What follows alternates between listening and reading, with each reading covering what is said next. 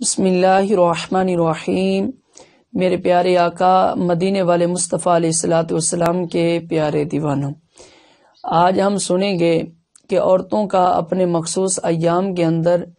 مذہبی کتابیں پڑھنے اور انہیں چھونے کا کیا حکم ہے، اور معلمات اپنے مخصوص ایام کے اندر مذہبی کتابوں کی کیا تعلیم دے سکتی ہیں یا نہیں،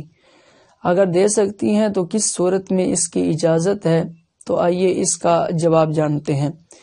پیارے آقا علیہ السلام کے پیارے دیوانوں، وہ خواتین جنہیں عموماً مذہبی کتابوں کی حاجت پڑتی رہتی ہے، مثال کے طور پر معلمات ہوں یا طالبات ہوں، ان کے لیے فقہ کی کتابوں میں اس بات کی رخصت ہے کہ وہ مذہبی کتابوں کو پڑھ بھی سکتی ہیں اور چھو بھی سکتی ہیں، خواہ وہ آستین کے ذریعے ہو یا براہ راست ہاتھ کے ساتھ ہو۔ چنانچہ صاحب ہدایہ نے ہدایہ شریف کے اندر لکھا ہے، آپ فرماتے ہیں کہ صحیح مذہب کے مطابق قرآن پاک کو ناپاکی کی حالت میں آستین کے ساتھ چھونا بھی جائز نہیں، آستین کے ساتھ بھی نہیں چھو سکتے، کیونکہ آستین یہ آدمی کے اپنے تابع ہوتی ہے۔ اور ہاں، البتہ وہ عورتیں کہ جنہیں مذہبی کتابوں کی پڑھنے کی ضرورت درپیش ہوتی ہے اور حاجت پڑتی رہتی ہے، ان عورتوں کے لیے اس بات میں رخصت ہے، ان کے لیے یہ اجازت ہے کہ وہ آستین کے ذریعے مذہبی کتابوں کو چھو سکتی ہیں۔ صاحب فتح القدیر نے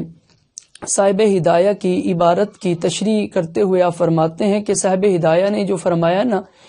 کہ مذہبی کتابوں کو آستین کے ذریعے چھونے کی شریعت نے اجازت دی ہے، تو آپ فرماتے ہیں کہ اس کا تقاضا یہ ہے کہ بغیر آستین کے، یعنی براہ راست ہاتھ کے ذریعے بھی ان مذہبی کتابوں کو چھو سکتے ہیں، اس میں کوئی حرج نہیں ہے، یعنی بغیر آستین کے ہاتھ کے ساتھ بھی مذہبی کتابوں کو چھو سکتے ہیں، اس میں کوئی حرج نہیں ہے۔ اسی طرح مراکل فلاح شرح نور العزا صفحہ نمبر 77 کے اندر فرمایا کہ وہ لوگ جنہیں عموماً مذہبی کتابوں کی حاجت پڑتی رہتی ہے، ان کے لیے اس بات میں رخصت ہے کہ ان کے لیے یہ حکم ہے کہ وہ آستین کے ذریعے مذہبی کتابوں کو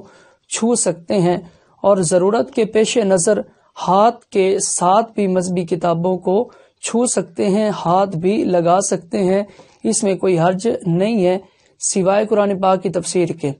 قرآن پاک کی تفسیر کو بغیر طہارت نہیں چھو سکتے۔ اگر قرآن پاک کی تفسیر کو چھونا ہے تو وضو کرنا واجب ہے، وضو کر کے پھر قرآن پاک کی تفسیر کو چھویا جا سکتا ہے۔ اب جہاں تک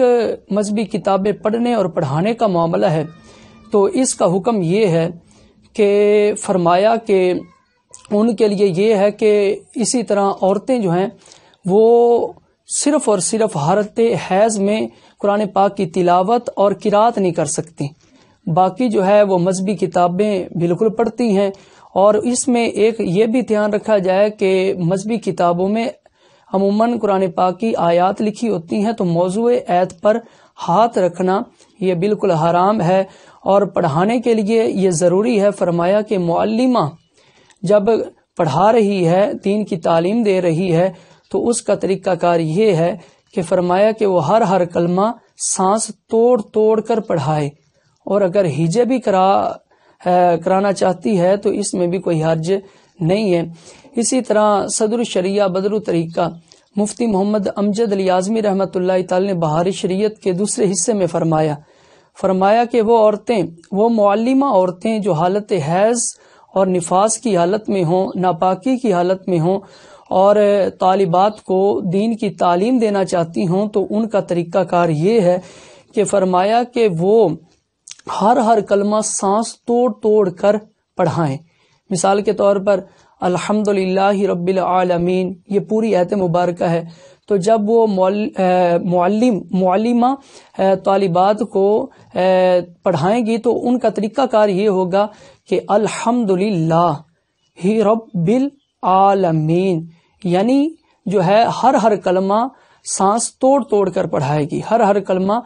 جو ہے وہ سانس توڑ توڑ کر پڑھائے گی۔ اور اگر بعد میں وہ ہجے بھی کرا لینا چاہتی ہے، مثال کے طور پر اس طرح کہ حمزہ لام زبر ال، ہا میم زبر ہم، دال پیش دو، الحمد.